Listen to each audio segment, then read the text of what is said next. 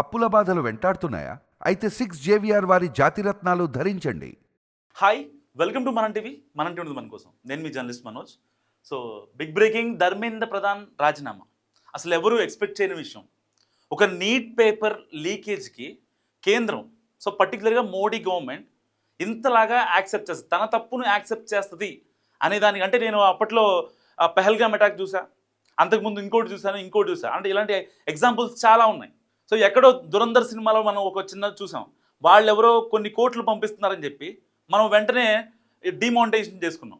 So అలాంటి కీలక నిర్ణయాలు తీసుకోవాలంటే, ఒక సెంట్రల్ క్యాబినెట్లో ఉన్న వ్యక్తిని బయటికి పంపించాలంటే ఇక్కడ జరుగుతున్న ఆందోళనలు కాదు, నిజంగా జరుగుతున్న ఆందోళన వెనక ఎవరున్నారో ప్రపంచానికి తెలీదా?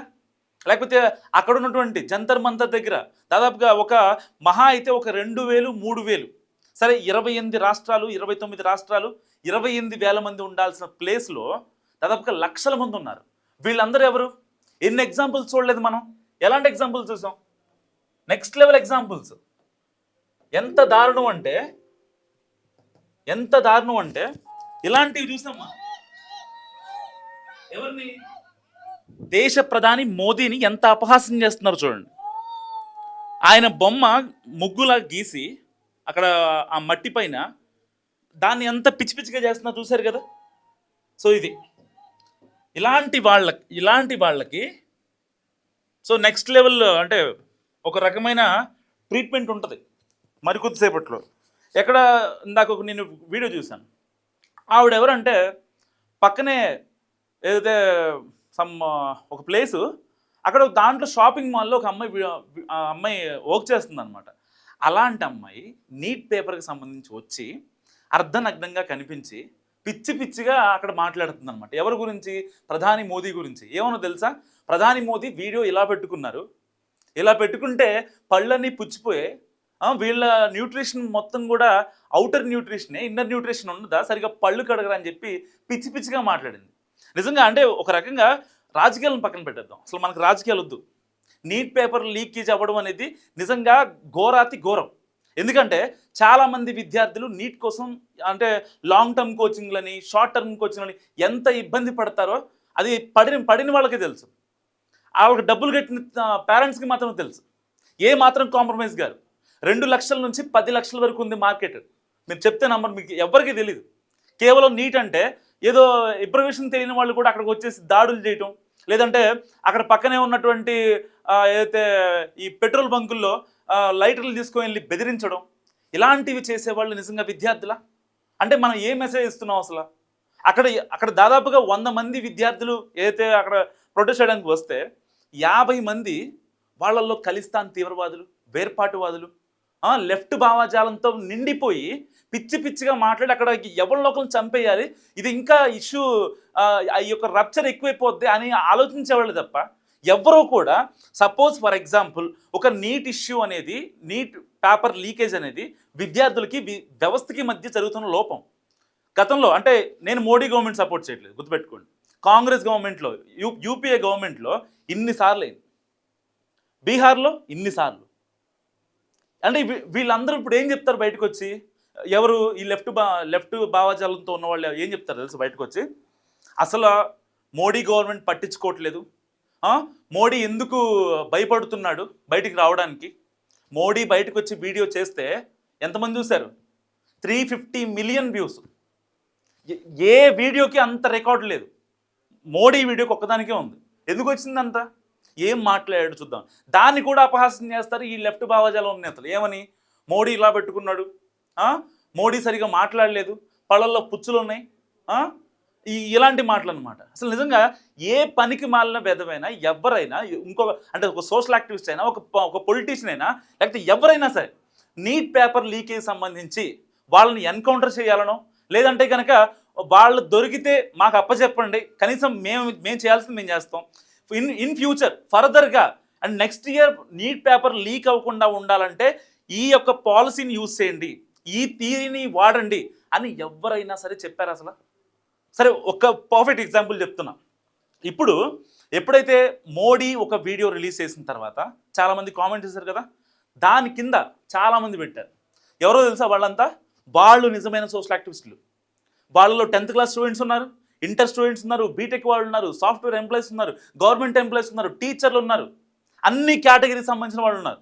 వాళ్ళు కదా నిజమైన సోషల్ యాక్టివిస్టులు అంటే. మీరు ఇన్నాళ్ళుగా జంతర్ మంతర్ అని చెప్పి ఇప్పుడు సోనం వాంగ్చుక్ బయటకు వచ్చాడు. సోనం వాంగ్చుక్ని ఎంత దారుణంగా ఇచ్చేశారంటే మామూలు కాదు. ఎవరు చేశారనుకుంటున్నారు? CJP వాళ్ళే. ఇప్పుడు సోనం వాంగ్చుక్ దాదాపుగా 20 రోజులుగా ఆమరణ నిరాహార దీక్ష చేశాడు. దేనికోసం? ఎట్టి పరిస్థితుల్లో కేంద్రం దిగి రావాలి, ఏదైతే నీట్ పేపర్ లీకేజ్ వ్యవహారానికి సంబంధించి ఆ దోషులను కఠినంగా శిక్షించాలి, లేకపోతే ధర్మేంద్ర ప్రధాన్ రాజీనామా చేయాలని చెప్పి చాలా కరాఖండిగా కూర్చున్న వ్యక్తి సోనం వాంగ్చుక్. అప్పుడు సోనం వాంగ్చుక్ వచ్చినప్పుడు అసలు ఎవరైనా కనిపించారు జంతర్ దగ్గర? ఎవ్వరు. ఇక్కడ తెలంగాణలో బట్టలు చింపేసుకుంటూ ఉంటారు, ఆంధ్రప్రదేశ్లో బట్టలు చింపేసుకుంటూ ఉంటారు, మహారాష్ట్ర, మధ్యప్రదేశ్, పంజాబ్, సిక్కిం, అరుణాచల్ ప్రదేశ్, ఇంకా 7 సిస్టర్స్ కావచ్చు, ఈవెన్ నేపాల్ కావచ్చు, ఆస్ట్రేలియా కావచ్చు, ఇటు US కావచ్చు, ఎక్కడ పడితే అక్కడ మొత్తం ప్రొటెస్టులు చేస్తున్నారు. సో ఆ ప్రొటెస్టులు శాంతియుతంగా ఉండాలి. ప్రజాస్వామ్యంలో మన రాజ్యాంగం ప్రకారం ఎవరైనా సరే, నాకు ఒక విధానం నచ్చలేదు, సో అది చాలామందికి నచ్చలేదు, నేను వాళ్ళతో మాట్లాడి నాకు ఆ ప్రొటెస్ట్, ఆ ధర్నా అనేది ఏదైతే ఉందో శాంతియుతంగా చేసే హక్కు నాకు ఉంటుంది.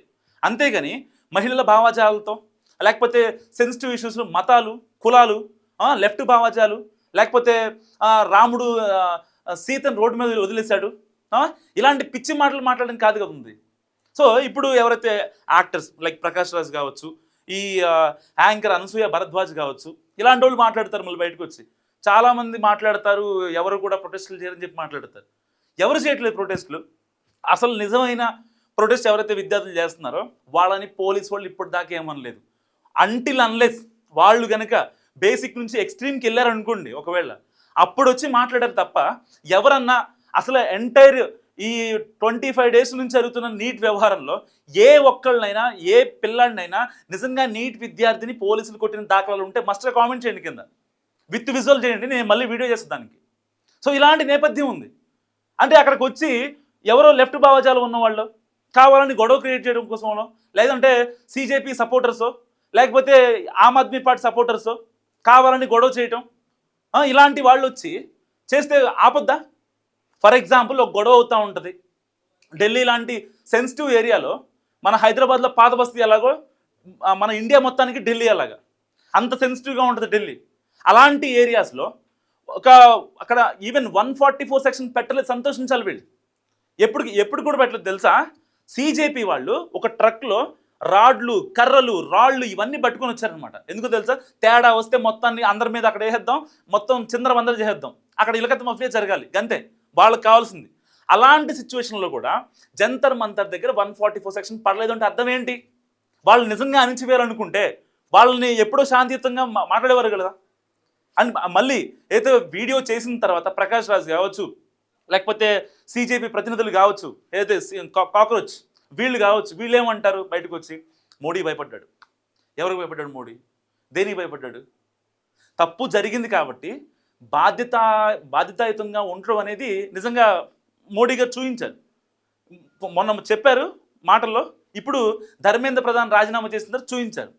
దీనికి అంటే ఒక రకంగా అంటే మేము గెలిచాం అనుకోవడం కరెక్టే. ఎదుటివాడు భయపడ్డాడు అంటే తప్పు కదా. భయపడింది ఎవరు? దేనికోసం భయపడ్డారు? అక్కడ ఓన్లీ నీట్ గురించి ఆలోచిస్తారు. జరిగే అల్లర్లు, వచ్చే అదృష్ట శక్తులు, రేపొద్దున ఎవరన్నా టెర్రరిస్టు వీళ్ళకి సపోర్ట్ చేసి వీళ్ళల్లో ఉన్న ఆ యొక్క భావాన్ని వాళ్ళు క్యాష్ చేసుకొని, లేకపోతే మత ఛాందస్వాదులు, టెర్రరిస్టులు వీళ్ళు వస్తే రేపొద్దున పరిస్థితి ఏంటి? దేశం అల్లకల్లోలం అయిపోద్ది. రీసెంట్గా ఒక యూనివర్సిటీలో చేస్తున్నటువంటి ఒక డాక్టరు, అతని దగ్గర ఏం బాటిల్స్ కనిపించాయి? రెసిన్ బాటిల్స్ కనిపించాయి, వాడి దగ్గర గ్రనేడ్స్ కనిపించాయి, పేలుడు పదార్థాలు కొన్ని టన్నులు స్వాధీనం చేస్తున్నారు. మరి ఇలాంటి సిచ్యువేషన్లో దేశ నడిబొట్టున జరుగుతోంది. మరి దీంట్లోకి ఎంటర్ అవడానికి వాళ్ళకి ఎంతసేపు పడుద్ది? సో వచ్చే స్టూడెంట్స్ ఎలా ఉన్నారు? నరేంద్ర మోడీ అమ్మని లకారాలు తిట్టడం, లేదంటే ధర్మేంద్ర ప్రధాన్ వాళ్ళ అమ్మని తిట్టడం, అయితే రాముడిని తిట్టడం, లేదంటే సీతను తిట్టడం, హిందూ దేవుళ్ళు తిట్టడం, ఈ అంటే కావాలని ప్రేరేపించే ఇవన్నీ.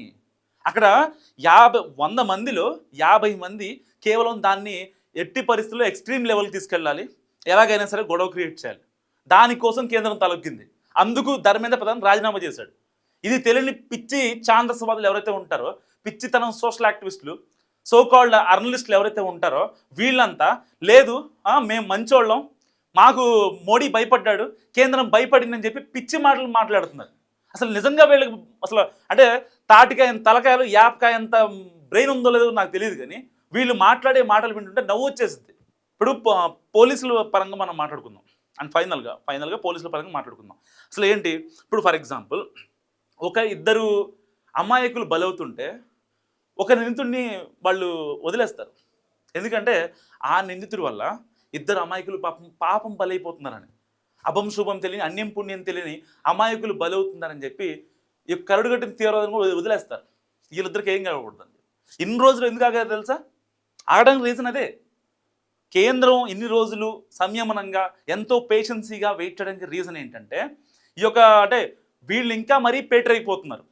సిజేపీ వాళ్ళు న్యాయంగా రోడ్డు మీదకి వచ్చి నాకు అన్యాయం జరిగింది అని అన్న వాళ్ళని ఎవరు నిజంగా అంటే హింసించరు, వాళ్ళని లాటరీ చార్జ్ చేయరు, 144 సెక్షన్ విధించి లోపల వేరు, ఎఫ్ఐఆర్లు పెట్టేసి బయటికి రానికుండా చేయరు. కానీ ఎవరిని చేశారు తెలుసా? కావాలని రాజకీయ ముసుగులో బయటకు వచ్చి ఎవరు తెచ్చారు వాళ్ళు మాత్రమే. నిజంగా దీన్ని ఎవరి విజయం అందాం?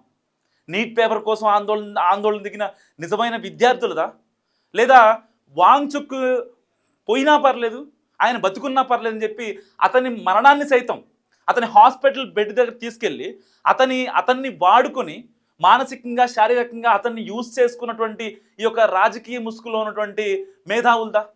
ఎవరిది విజయం ఇప్పుడు? మర్చిపో కామెంట్ చేయండి.